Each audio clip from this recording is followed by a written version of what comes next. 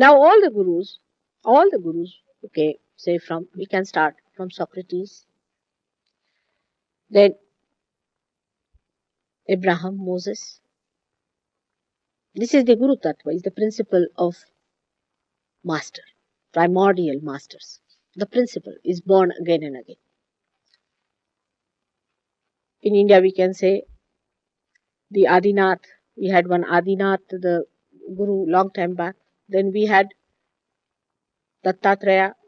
We had Janaka, Nanaka, Sainath. We had in the Middle East Muhammad Sahib, Lao Tse in China,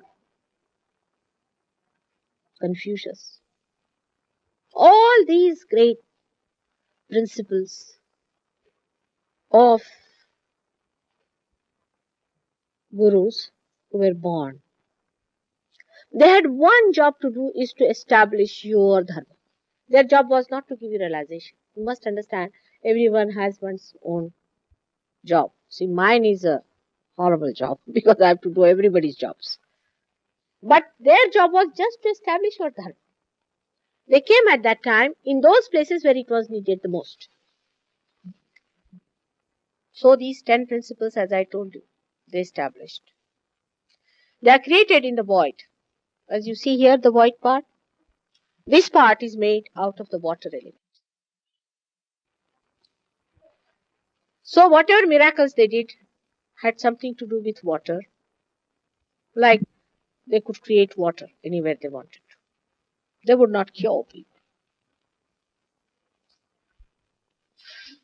All of them have created water in the desert or in the places where, like in Nanaka has created a Panja Sahab, they call it. Everywhere they have been able to create water. Whatever they touched, they could create water out of it. Water is the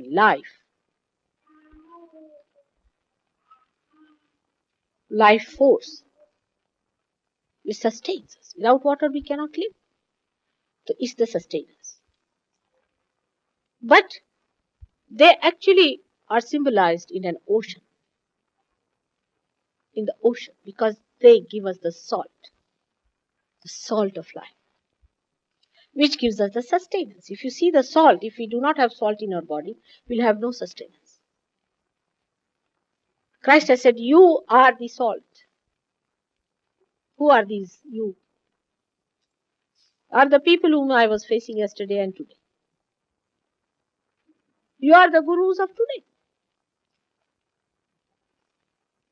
But see with how many powers you have come.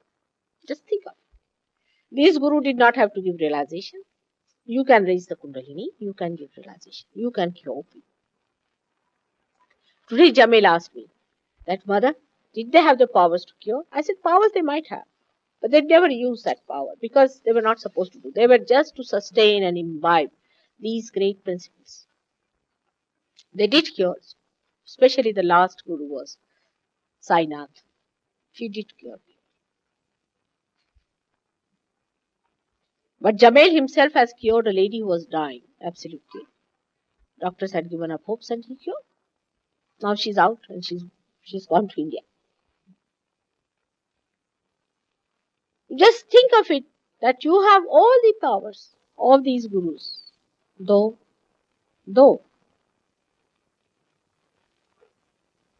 in dharma you are still failing. You are not absolute. You have to get it corrected. Your dharmas are to be corrected. Now what is dharma within us? Is our attention.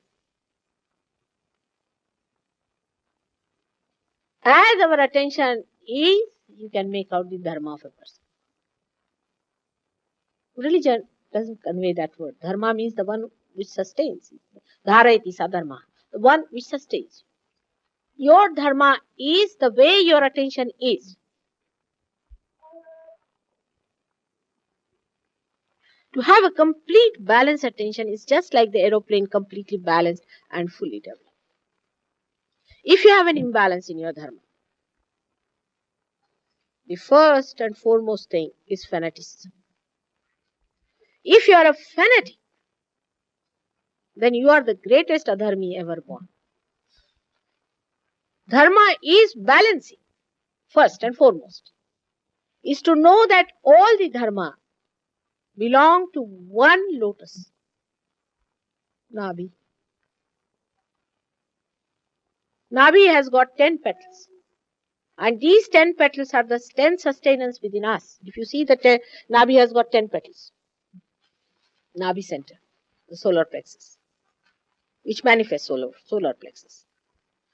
And if these 10 sustenance are correct, your attention will be so balanced. Unless and until a flower is balanced, it is not going to blossom out into a fruit. First is the balance. All fanaticism of any kind, of condemning any religion or any incarnation, is against dharma. That gives you an imbalance. That means you have not understood the essence of dharma. Because you are blind. To say that there is something wrong with what Christ has preached is as wrong as saying that there is something wrong what Moses has preached. Or Dattatreya has preached. Or Nanaka has preached. Actually, Muhammad Sahib thought that he has said whatever was necessary. So there is no need for him to come back. But when he saw these horrible fanatics, even today they are, he thought, but let me take again the birth. What to do now with these madcaps?